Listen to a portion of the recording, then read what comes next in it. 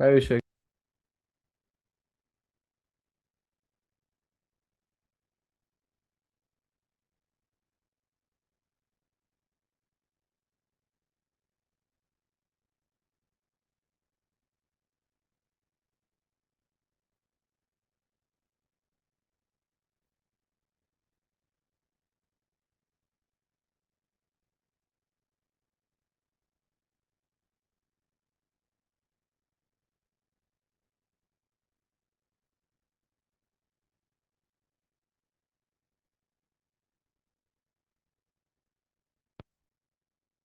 ठीक है, सो आप सब लोगों ने बोला कि यहाँ पे टू कैंडल रिट्रेसमेंट हुई है, that's why I have chose this लो।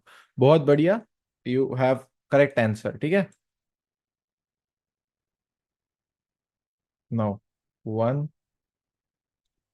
2, 3, 4 और 5 वेव्स मेरे बन गए। अब मैंने क्या बोला है, level 3 and level 4 becomes our selling level at this exact point. Level 3 and level 4 से हम क्या कर सकते हैं, सेलिंग देखना स्टार्ट कर सकते हैं। Before normal change of character होने से पहले ही हम यहाँ से सेलिंग देख सकते हैं। इसी पॉइंट पे हमारा सेलिंग कंफर्म हो जाएगा। यहाँ से इतने पिप्स, 200 पिप्स, और यहाँ से unlimited पिप्स for life. Tap and go levels, ये इंटरनल स्ट्रक्चर का जादू है। अब जो थ्योरी में नहीं समझे थे, क्या वो लाइव एग्जांपल में समझ गए कि लास्ट बुलिश इंपल्स में अगर नॉर्मल चेंज ऑफ कैरेक्टर होने से पहले 5 वेव्स बन गए तो हम लेवल 3 से और लेवल 4 से सेल करेंगे। राइट? ठीक है, एज इजी एज दैट। अब किसको किसको देखना है कि नॉर्मल, अगर मैंने यहाँ पे आपको ये चीज नहीं बताई होती, ठीक है, और आपको सिर्फ नॉर्मल चेंज ऑफ कैरेक्टर सिखाया होता, किस किस को नहीं, किस किस को समझना है कि नॉर्मल चेंज ऑफ कैरेक्टर देखना है वर्क होता है कि नहीं, क्या ये स्ट्रैटेजी है एक्चुअल में वर्क करती है सब तरफ। हु वांट्स टू सी कि normal change of character work करता है कि नहीं? चलो, ठीक है। ठीक है, देखना है। फर्स्ट रेड कैंडल और second green, second red candle, normal change of character यहाँ पे हो गया। उसके बाद मेरे नॉर्मल, अभी ये समझ लो कि ये आपने देखा ही नहीं है, ठीक है। अभी फिलहाल के लिए ये आपने देखा ही नहीं है, ऐसा अज्यूम कर लो। चेंज ऑफ कैरेक्टर के लेवल्स क्या क्या होते हैं, ये एक लेवल होता है, राइट? ये कौन सा आता है? चलो आप बताओ। इस लेवल का नाम क्या है? इस लेवल का नाम क्या है? सपोर्ट बिकम रेजिस्टेंस है, राइट? इस लेवल का नाम क्या है जो मैंने मार्क किया? A+। और ये तीसरी लेवल का नाम क्या है? Double top. फर्स्ट लेवल जैसे ही टैप हुआ, 170 पिप।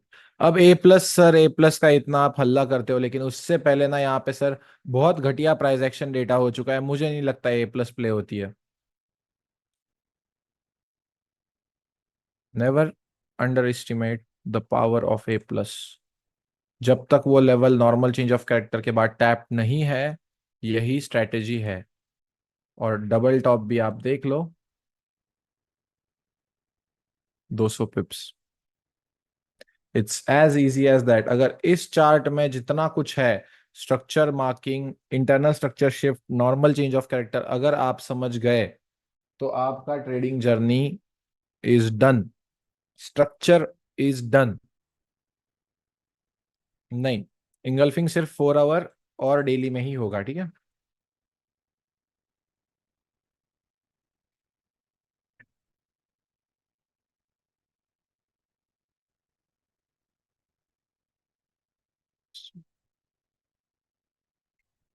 चलो, मोहम्मद भाई को क्या समझ में नहीं आया बात करते, ठीक है। I join late, that's not my problem, but still I will repeat, okay. कि क्या एग्जाम्पल देते हो यार, मुझे लगा कि आपको सही में सब कुछ सुनने के बाद समझ में नहीं आया। हाँ, यूजे में एग्जाम्पल है सर, हाँ बिल्कुल बिल्कुल यूजे में एग्जाम्पल है, लेकिन वो बीरिश का है, राइट? ठीक है, अभी ये सामने जो है वो समझ में आया क्या, बताओ। मेरे चाचा बनने के ट्राई मत करो। है क्या सामने समझ में आया? क्लियर है? ठीक है, ओके। जो जो टाइम पे ज्वाइन था उसको क्लियर है? ठीक। टाइम का इंपॉर्टेंस आपका भी है और हमारा भी है, ठीक है। अब USD JPY,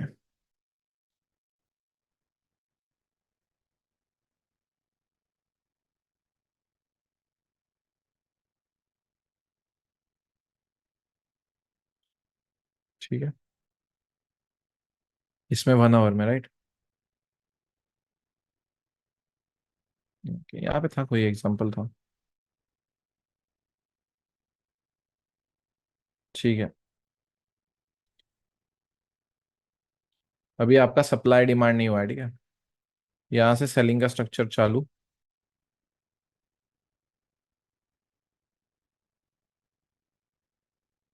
ठीक है, ये हो गया। लास्ट हमारा ये है 1, ये है 2, ये है 2, और ये है 3। अब 2 से लेके 3 तक हमें क्या करना है? अभी बीरिश का पहले देखा ही नहीं, इसीलिए मैं यार लोगों की बात नहीं सुनता हूँ। बीरिश का हमने थियरी नहीं देखा है, उससे पहले आप मुझे यूएसडी जेपीवाई का एग्जांपल देने पे मजबूर कर रहे हो। बेफालतू। आगे मत बढ़ो, बोल रहा हूँ, बाकी लोगों का नुकसान होगा, बार बार बोल रहा हूँ। फालतू बना मत करो यार। So again I tell you the normal theory, okay. आगे बढ़ना है भाई, जाओ तुम ही सिखाओ फिर। लोगों को यहाँ पे समझ में नहीं आएगा तो उसको फिर। So what we are doing here is, हम सबसे पहले एक स्ट्रक्चर मार्किंग करते हैं और फिर देखते हैं कि नॉर्मल चेंज ऑफ कैरेक्टर में आपको बहुत टाइम लग जाएगा। आपको अब फ्यूचर तो नहीं पता है, eight this exact point you don't know the future, okay.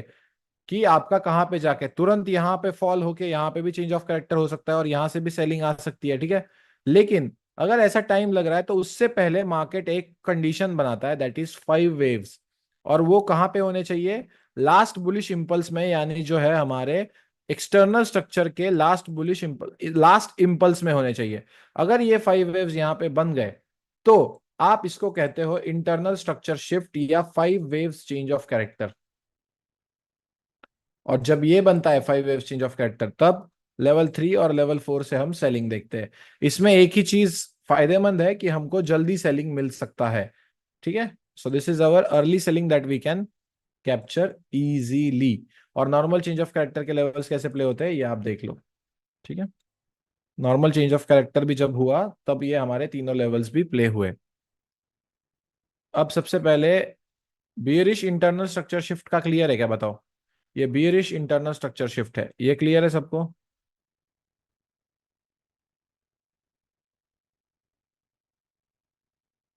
कुछ इंपॉर्टेंट पॉइंट्स है, लिख लो।